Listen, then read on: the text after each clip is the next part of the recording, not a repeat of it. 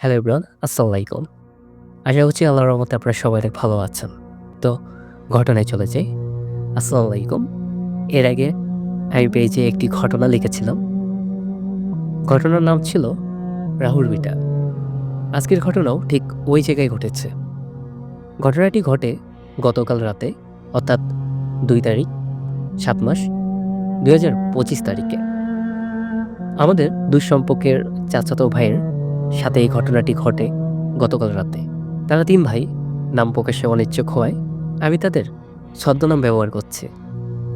যার সাথে ঘটনাটি ঘটেছে তার নাম আলামিন, তার ছোট ভাই ইব্রাহিম।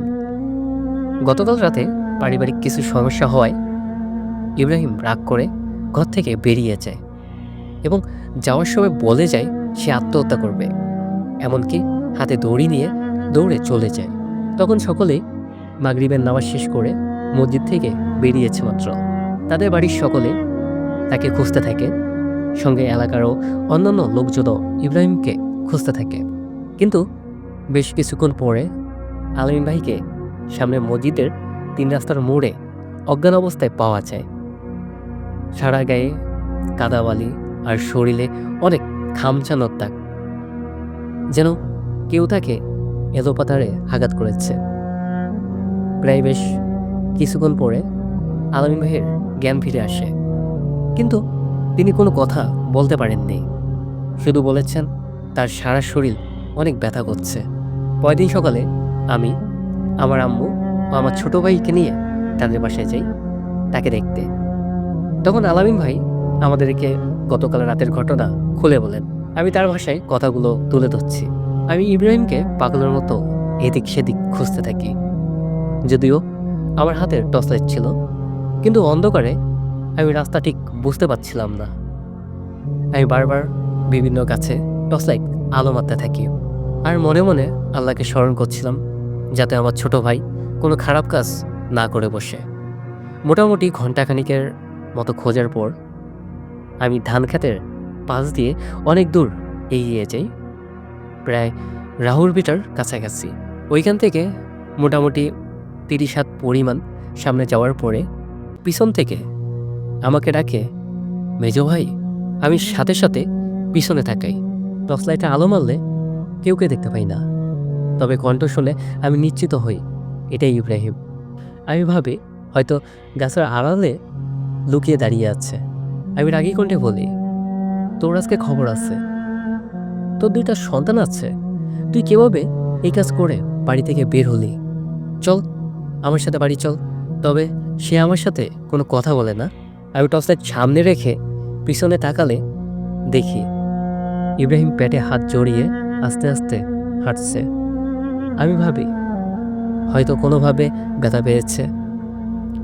আমি একাই তার সাথে কথা বলছি, তবে সে আমার সাথে কোনো প্রকার কথা বলছে না। আমি আবার বললাম, বড় ভাই খুব রেগে আছে, তুই কাজটা ভালো করিসনি। এবার মনে হলো আমার পিছন থেকে কিছু একটা পাশের খালের পানিতে নেমে যাচ্ছে। আমি পিছনে তাকাতেই দেখি একজোড়া চোখ জল জল জল জল করছে, তার অর্ধেক শরীর খালের পানির মধ্যে ভাসছে। আমি চিৎকার করে বলি, আল্লাহু আকবার, আল্লাহু আকবার, তুই আমার ভাই নস, তুই কে, তুই কে? এই কথা বলে পিছনের দিকে ঘুরে দৌড় দেই। হঠাৎ করে পিছন থেকে ওই অবয়ব আমার ঘাড় চেপে ধরে। আমি আবারও আল্লাহু আকবার, আল্লাহু আকবার বলে তাকে পিছন থেকে আঘাত করি। ওই অবয়বটা কিছুটা দূরে গিয়ে ছিটকে পড়ে, কিন্তু পড়ার সাথে সাথে আরও 4টি অবয়ব আমার সামনে হাজির হয়। তারা আমাকে ক্রমাগত আঘাত করতে থাকে, অর্থাৎ আমাকে মাটিতে সজোরে আছড়া মারতে শুরু করে। আমি তাদের সাথে প্রাণপণে লড়াই করি। আমি মাগরিবের নামাজ পড়ে বেরিয়েছিলাম বলে তখনও আমার উজু ছিল। ওরা এবার চেষ্টা করে আমার লুঙ্গি এবং জামা খুলে ফেলতে, যাতে আমার উজু ভেঙে যায় এবং তারা আমাকে সহজে মারতে পারে। আমি মনে মনে আল্লাহকে স্মরণ করতে থাকি এবং আয়াতুল কুরসি পড়তে থাকি। আমি প্রাণপণে চিৎকার করলেও কেউ আমার গলার স্বর শুনতে পাইনি। আমি যখন তাদের সাথে ধস্তাধস্তি করছি, তখন আমার শক্তি ধীরে ধীরে কমতে শুরু করে। এক পর্যায়ে আমি ভাবি হয়তো মালিক এখানে আমার মৃত্যু লিখে রেখেছেন। কিন্তু আল্লাহ সহায় হওয়ার জন্য আমি জোরে চিৎকার করি এবং হঠাৎ লোকজনের শব্দ পাই। তখন ওই অবয়বগুলো অন্ধকারে মিলিয়ে যেতে থাকে আর আমাকে ধাক্কা দিয়ে কাদার মধ্যে ফেলে দেয়। আমি অনেক কষ্টে উঠে দাঁড়াই এবং দেখি আমার পায়ের সামনে একটি বড় সাপ। আমি কোনো কিছু চিন্তা না করে হাত দিয়ে ধরে সাপটাকে ছুঁড়ে ফেলি আর সাথে সাথে জ্ঞান হারাই। পরবর্তীতে জ্ঞান ফেলে দেখি আমি আমার নিজের ঘরের মধ্যে আছি, তবে শরীরের প্রচণ্ড ব্যথা। রাতে মসজিদের হুজুর এসে আমাকে ঝাড়ফুঁক করেন এবং পানি পড়া দিয়ে যান, সাথে একটা তাবিজও দেন। জানি না পরবর্তী দিনগুলোতে আমার জন্য খারাপ কিছু অপেক্ষা করছে কিনা। ঘটনাটি আমি তার ভাষায় লেখার চেষ্টা করেছি, ভুল ত্রুটি হলে ক্ষমা সুন্দর দৃষ্টিতে দেখবেন। গেস এই বলে মরিয়ম সাবিয়া তার ঘটনাটি শেষ করেছেন। তার ঘটনাটি আপনাদের কেমন লাগলো অবশ্যই কমেন্টে জানাবেন। তবে আরেকটা কথা বলে রাখি, আমার কোশ্চেন হলো ইব্রাহিম কোথায়? তাকে কি পাওয়া গেছে? আর দেখা হচ্ছে সুন্দর একটি নতুন ভিডিওতে। আল্লাহ হাফেজ। হ্যালো এভরিওয়ান, আসসালামু আলাইকুম। আশা করছি আল্লাহর রহমতে আপনারা সবাই অনেক ভালো আছেন। তো ঘটনায় চলে যাই। 2013 সাল, আমি তখন ক্লাস 5-এ পড়ি। বয়স খুব একটা বেশি না, কিন্তু ওই বয়সে জীবনে এক অদ্ভুত অধ্যায় শুরু হয়, যা আজও মাঝরাতে ঘুম ভেঙে আমাকে শিউরে তুলতে পারে। ঘটনাটা খুলনার একটি বাসা থেকে শুরু হয়। বাসাটা বাইরে থেকে খুব সাধারণ কিন্তু সুন্দর। একতলা বাড়ি, ওপরে বড় ছাদ, চারপাশে কাঁঠাল গাছ আর একটা পুরনো আম গাছ। কিন্তু সেই ঘরের ভিতরে ছিল এমন কিছু যার অস্তিত্ব চোখে দেখা যায় না, কিন্তু অনুভব করা যায় পুরো শরীর দিয়ে। একদিন দুপুরে আব্বু কোনো একটা কারণে খুব রেগে গিয়ে আমাকে বকা দিয়েছিল। কেউকে কিছু না বলে চলে গেলাম ছাদে। উপরে তখন বাতাসটা থেমেছিল, কেমন যেন ভারী অনুভূতি। আমি ছাদের এক কোণে বসে পড়লাম। কিন্তু সেই দিন আমি ছাদে বসে থাকতে থাকতে বুঝতে পারি কিছু একটা অদ্ভুত ঘটছে। আমি কিছু দেখিনি, কিছু শুনিনি, শুধু অনুভব করলাম খুব সুন্দর একটা ঘ্রাণ। এই ঘ্রাণে কোনো বর্ণনা হয় না। হঠাৎ আমার ঘাটটা যেন কেউ চেপে ধরল, ধীরে ধীরে নরম একটা চাপ। এরপর থেকেই আমার আচরণ পাল্টাতে শুরু করে। আমি হঠাৎ করেই ঘন্টার পর ঘন্টা চুপচাপ থাকতাম, কেউকে কিছু বলতাম না। আমার ড্রয়িং খাতায় আজব আজব ছবি আঁকতাম। মুখ না থাকা মানুষ, চোখ ছাড়া প্রাণী, আগুনের মধ্যে দাঁড়িয়ে থাকা একটি মেয়ে যার পিছনে ছায়ার মতো দাঁড়িয়ে আছে আরও কিছু অবয়ব। রাতে ঘুমালে হাঁটতে বের হতাম, এমনকি মাঝে মধ্যে দরজা খুলে বাইরে চলে যেতাম। অর্থাৎ সকালে কিছুই মনে থাকতো না।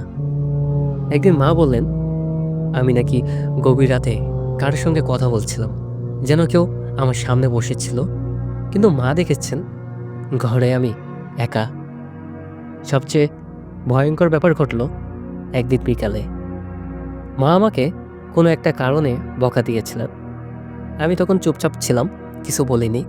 ঠিক তখন রান্নাঘরের ত্বক থেকে একটা কাঁচের বোতল পড়ে সোজা মায়ের মাথার পাশে গিয়ে পড়ে। প্রথমে সবাই ভেবেছিল দুর্ঘটনা, কিন্তু এরপর আরও ঘটনা ঘটতে থাকে।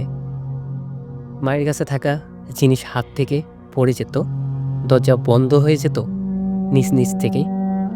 মাঝে মাঝে রেডিও বা টিভি নিজ নিজে চালু হয়ে যেত।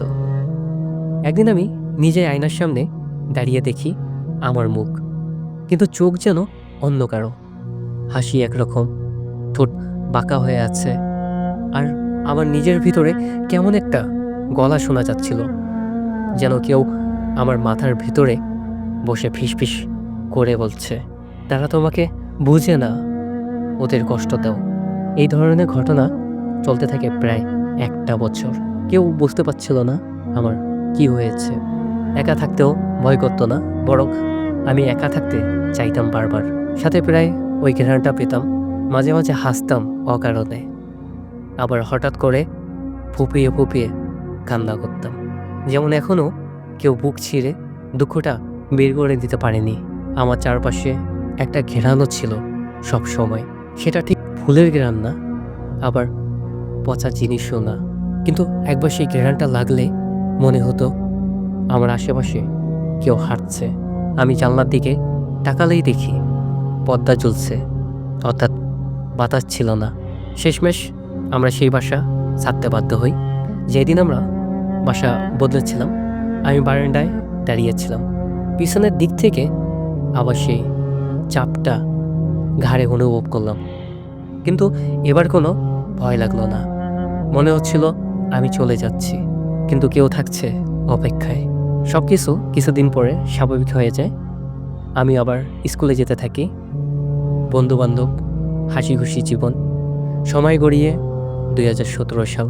আমি তখন ক্লাস 9-এ উঠছি। 8-এর পরীক্ষা শেষ করে ছুটি কাটাতে গিয়েছিলাম নানুর বাড়ি। আমার নানুর বাড়ি খুলনার মধ্যে। একটা বিশাল 4তলা বাড়ি, তারপরে একটা ছাদ। সেই ছাদের এক কোণায় আমার মামাদের ঘর, আর তার উপরে আরেকটা ছাদ। সেই ছাদে কোনো রোলিং নেই বেড়া অবস্থা নেই। বিকালবেলা ভালোই কাটছে, কিন্তু রাত হতেই আমি কিছু অনুভব করতে শুরু করি। একদিন রাত 11টা নাগাদ আমি আমার ছোট মামা আর বড় মামার মেয়ে তিশা ছাদে উঠলাম। রাতটা অন্ধকার ছিল, হালকা বাতাস। হঠাৎ করেই সেই পুরনো ঘ্রাণটা আবারও নাকে এলো, একদম সেই একই। আমি ভয় পেলাম না, মনে হলো আমি হারানো কিছু আবার ফিরে পেয়েছি। কিন্তু ঘ্রাণটা ছিল 1 সেকেন্ডের জন্য, তারপর অনেক চেষ্টা করেও আর পেলাম না। আমরা ছাদে বসে লুডো খেললাম। হঠাৎ আবার মনে হলো আমার আশেপাশে কেউ হাঁটছে, আর হঠাৎ আমার ঘাড়ে নরম হাতে আবার সেই কয়েক বছর আগের চাপ অনুভব করলাম। আমি ছাদ থেকে নামার আগে জ্ঞান হারিয়ে ফেলি। পরের দিন থেকে আমার শরীর ভেঙে পড়ে, অসুস্থ হয়ে পড়ি। দীর্ঘ 1 বছরের জন্য শরীর শুধু দুর্বল না, মানসিক অবস্থাও খারাপ হয়ে যায়। স্বপ্নে দেখি আগুন, ছায়া, হাসি, আর সেই একই চাপা গলা, তুমি তো আমাকে ছেড়ে যেতে পারো না। অনেক ডাক্তার দেখানো হয়, কিছুই ধরা পড়ে না। শেষে একজন হুজুর দেখেন, তিনি দেখে বলেন এই মেয়েটার পিছনে কিছু লেগে আছে বহুদিন ধরে, এটা আবার ফিরে এসেছে। ধাপে ধাপে আমাকে রুকাইয়া করা হয়। কোরআন তালাওয়াত, পানি পড়া, কালো জিরা ব্যবহার, ঘর পরিষ্কার রাখা, মাসের পর মাস। আস্তে আস্তে শরীর ভালো হতে শুরু করে, মানসিক ভারসাম্য ফিরে আসে। কিন্তু আজও মাঝে মধ্যে আমি সেই ঘ্রাণটা পাই, খুব হালকা, হয়তো কোনো দোকানের ভিতর, কোনো বন্ধ ঘরে, কোনো গলির মোড়ে। তখনই আমি হাঁপ ধরি, চোখ বন্ধ করে দোয়া পড়ি। আমি জানি কেউ ছিল, কেউ এখনো আছে, কেউ যে আমার শৈশব থেকে ছায়ার মতো লেগে আছে আমার ভিতরেই। এখন 2025 সাল চলে, আমার মধ্যে আগের কোনো সমস্যা নেই, কিন্তু আমি এখনও অনেক খারাপ স্বপ্ন দেখি রাতের বেলা। সারা রাত ঘুমাতে পারি না, খুব অদ্ভুত অদ্ভুত স্বপ্ন দেখি। মাঝে মধ্যে রাতের মধ্যে খুব চিল্লাই উঠি, কেমন যেন মনে হয় আমার সারা জীবনের একটা দাগ লেগে গেছে, যা কেউকে শেয়ার করা যায় না, বলা যায় না, শুধু নিজের ভিতর অনুভব করে কষ্ট পেতে হয়। গাইস, এই বলে নৌসিন তার ঘটনাটি শেষ করেছেন।